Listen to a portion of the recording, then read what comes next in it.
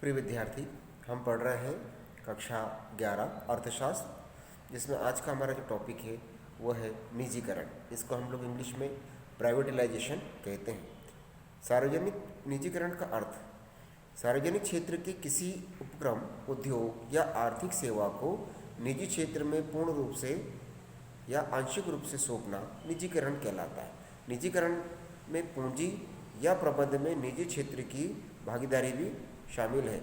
सरकारी कंपनियों में निजी क्षेत्र की कंपनियों में दो प्रकार की परिवर्तित की गई है: सरकार द्वारा सार्वजनिक कंपनी के स्वामित्व और प्रबंध से बाहर होना तथा सार्वजनिक क्षेत्र की कंपनियों को सीधे बेच दिया जाना। निजीकरण की कुछ प्रमुख परिभाषाएं इस प्रकार हैं, जैसे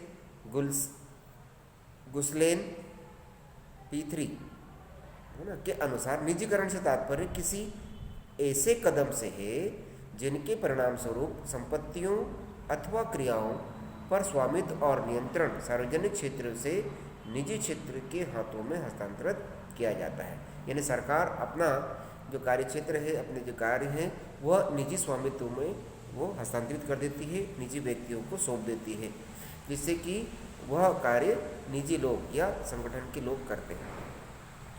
इसमें हम देखें कि निजीकरण की आवश्यकता क्या है, निजीकरण क्यों किया जाता है, प्राइवेटाइजेशन क्यों किया जाता है, सरकार सरकारी हस्तक्षेप कम करके निजी लोगों को वो चीज़ें क्यों सौंपती है।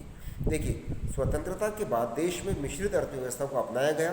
परिणाम स्वरूप सरकार द्वारा सार्वजनिक क्षेत्र में कई बड़े बड़े उपक्रमों की स्थापना एवं संचालन किया गया। कई निजी क्षेत्र के उद्योगों का राष्ट्रीयकरण किया गया। बैंकिंग, बीमा एवं परिवहन सेवाएं सरकारी नियंत्रण में ली गई। सार्वजनिक क्षेत्र के अत्यधिक विस्तार एवं निजी क्षेत्र के संकुचन के कारण अर्थव्यवस्था में कई दोष उत्पन्न हो गए।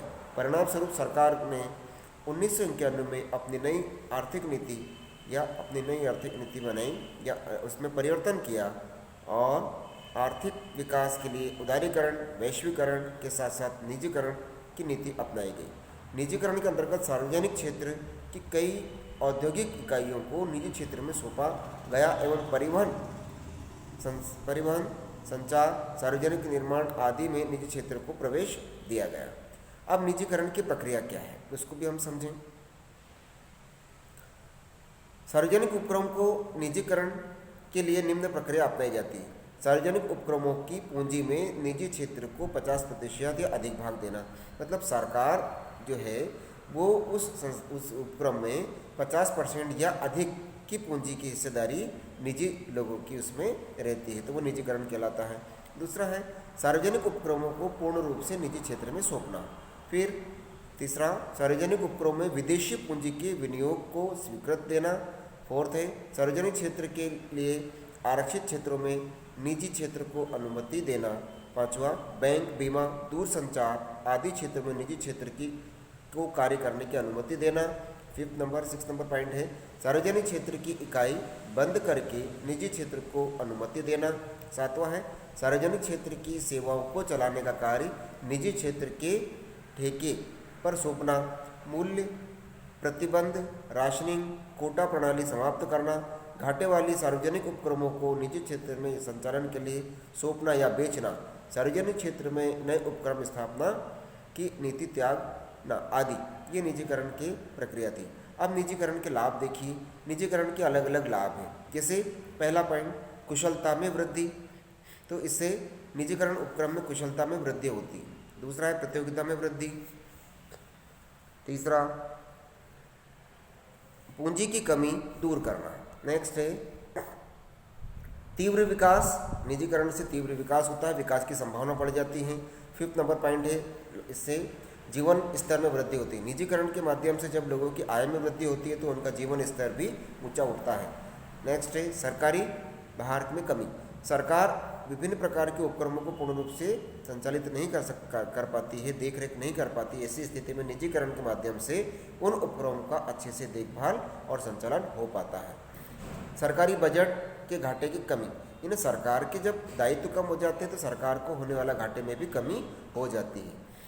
कुशल उत्पादन, निजीकरण के माध्यम से उस संस्था का अच्छे से संचालन हो पाता है, वस्तुओं का उत्पादन भी अच्छी किस्म की क्वालिटी का उत्पादन संभव हो पाता है। आर्थिक समृद्धि, निजीकरण के माध्यम से आर्थिक समृद्धि भी होती है। और नेक्स्ट है समामेलित प्रबंध व्यवस्था। सरकारी उपक्रमों पर सरकारी नियंत्रण के स्थान पर निजी क्षेत्र का नियंत्रण स्थापित होने से प्रभावी समामेलित प्रबंध व्यवस्था में प्रोत्साहन मिलता है।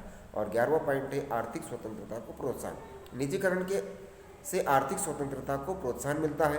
उपभोक्ता को सार्वभौमिक सत्ता स्थापित होती है, वह अपनी इच्छानुसार आवश्यकता मात्रा में वस्तुओं का क्रय करने एवं उनका उपयोग करने के लिए स्वतंत्र होता है। इस प्रकार निजीकरण के माध्यम से हम अपने देश की आर्थिक व्यवस्थाओं को अच्छा कर पाते हैं। ये हमारे देश की आर्थिक व्यवस्था के सुधार के लिए एक अच्छा प्रयास है, एक अच्छा पहल है, जिसमें निजी लोगों को भी इसमें काम करने का मौका मिलता है और वस्तुओं का उत्पादन अच्छी किस्म पे हो पाता है। कम कीमत पर अच्छी वस्तुओं का प्राप्त करना ये निजीकरण का एक उद्देश्य है सरकार का।